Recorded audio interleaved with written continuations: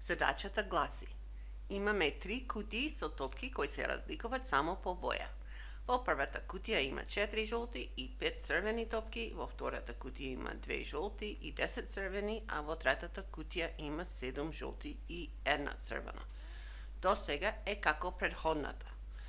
Од првата и од втората кутија без гледање се извлекува по една топка, па истите се додават во третата кутија. Потоа од третата кутија се извлекува една топка. Кои се можните исходи и колкава е веројатноста на секој од нив? Како досега, што прашаме? На крај, кој ќе го извршиме експериментот, што можеме да видиме? И одговорот е во нашата раце останува или една црвена топка или една жолта топка. Значи, на крајот на задачата треба да ја пополниме ова табела. Значи, колку е веројатноста црвена да имаме во рака, колку е веројатност жолта да имаме во рака. Извлекувањето од првата и втората кутија се без проблеми, оти знаеме точно што има внатре. Значи, од првата кутија можеме да извлечеме црвена и жолто, тоа не е проблем. Колку имаше во првата кутија? 4 жолти и 5 црвени, значи вкупно 9, од кои 5 деветинка е веројатноста за црвена и 4 деветинки е веројатноста за жолта. Се собрава до 1 во ред. Сега иди извлекувањето од втората кутија. И од тама може да се влечи црвена и жолто.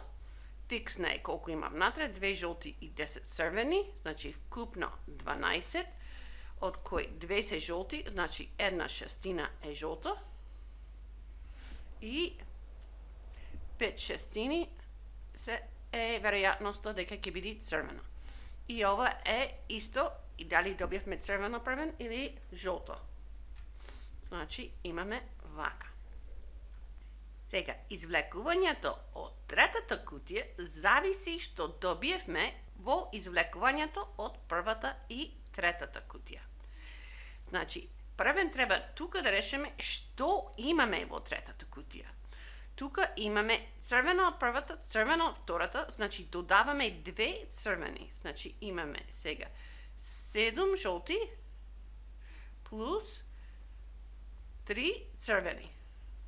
Тука имаме црвена по жолто, значи имаме 8 жолти плюс 2 црвени.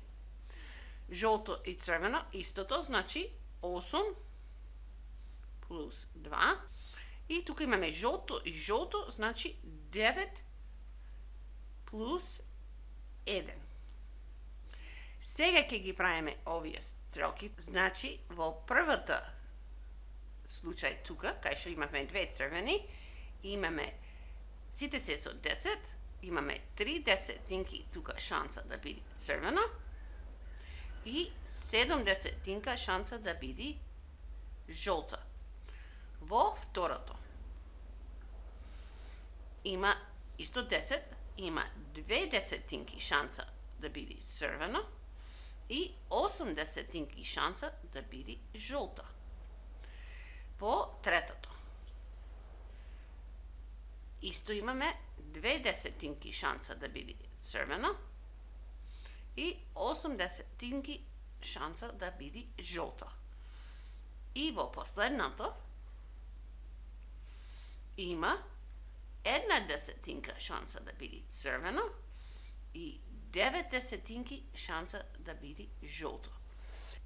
Сега секој гранка треба да рачунеме, а на крајот сите што се со црвени ќе ги собираме, тука ќе ги ставаме. Сите што се со жолти ќе ги собираме, тука ќе ја ставаме таа веројатност. Значи, најпрво со дигитрон да рачунаме колку имаме. Ќе рачунаме само со децимали, ако имате потреба од дробки, изволте.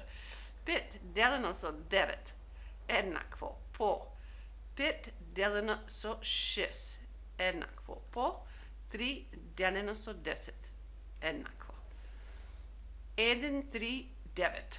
Значи овде тука имаме 0, 1, 3, 9. Сега имаме 5 делено со 9 еднакво по, одеме на горната, 5 делено со 6 еднакво по и тука слегуваме на долната 7 делено со 10 еднакво. 0, 3, 2, 4. 0, 3, 2, 4. Сега, другите ќе ги рачунам без тука да ги снимаме како се множат, па да ги видиме колку се вкупно и вие можете да проверите кај вас самите. Значи, сега да провераме дека се собрават до 1. 0.139 плюс 0.324 плюс 0.019 плюс 0.074 плюс 0.074 плюс 0.296 плюс 0.007 плюс 0.067 еднакво. 1 точно. Секогаш да проверете. Затоа трошам време да гледате тука, секогаш да проверете. Значи, имаме 1 тука. Сега, да ги собираме црвените. 0.139 плюс 0.019 плюс 0.074 плюс 0.007 еднакво. 0.239. Тоа е тука 0.239.